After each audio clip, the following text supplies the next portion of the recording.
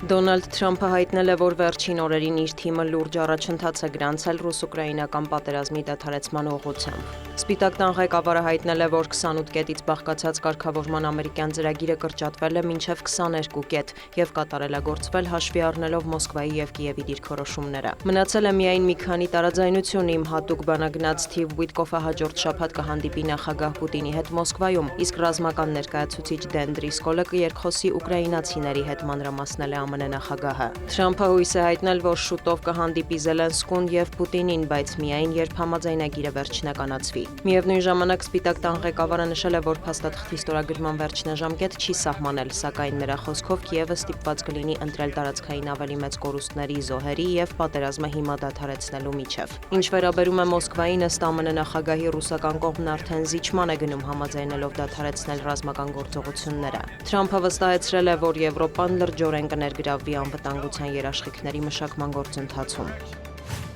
Եվրոպական կողմը ևս քննարկում է ռուս-ուկրաինական կարգավորման հեռանկարը։ Ֆրանսիայի և Մեծ Բրիտանիայի գլխավորությամբ տեղի է ունեցել Ուկրաինային աջակցության կամավորների կոալիցիայի հերթական հանդիպումը, որին մասնակցել են նաև Թուրքիան և Միացյալ Նահանգները։ Կողմերը պայմանավորվել են աշխատանքային խումբ ստեղծել Կիևի համար անվտանգության երաշխիքներ մշակելու համար։ Էմանուել Մակրոնը շեշտել է, որ անհրաժեշտ է հասնել արդար և լուրջ խաղաղության, որը հիմնված կլինի միջազգային իրավունքի վրա։ Քիր Սթարմերն էլ տեղեկացրել է, որ Մեծ Բրիտանիան հոբհրթիռներ կտրամադրի Ուկրաինային։ Վարչապետը նաև կոչ է արել միջազգային հանրությանը հրաժարվել ռուսական էներգամատակարարումներից։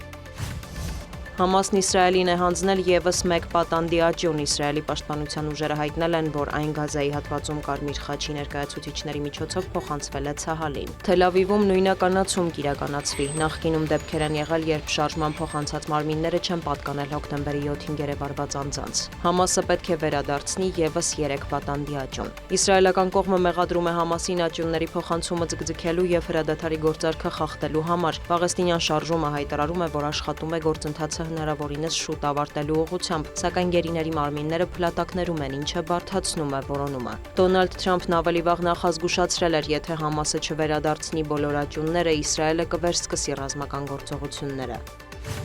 Եվրախորհրդարանը բանաձև է ընդունել, որով կոչ է անում ԵՄ խորհրդին ժամանակավորապես կասեցնել Հունգարիայի քվեարկելու իրավունքը Բուդապեշտի ռուսամետ դիրքորոշման պատճառով։ Զեկույցն ընդունվել է 415 կողմ և 193 դեմ ձայներով։ Փաստաթղթի համաձայն Եվրոպական խորհրդարանը մտահոգված է, որ Հունգարիան անվտանգային որոշումների հետ կապված քննարկումների ընթացքում պարբերաբար օգտվում է վետոյի իրավունքից։ Խոսքը մասնավորապես Ուկրաինային աջակցության և հակառուսական պատժամիջոցների հարցերով քվեարկությունների մասին է։ Եվրախորհրդարանին մտահոգում են ռուսական էներգամատակարարումներից Հունգարիայի կախվածությունը և Մոսկվա այցելությունները։ Նշվում է, որ Բուդապեշտի բառած քաղաքականությունը հակասում է եվրոպական արժեքներին։ Մտահոգություն է առաջացնում նաև Հունգարիայում ժողովրդավարության մակարդակը, ընտրական գործընթացները, դատական համակարգի անկախությունը և կոռուպցիան։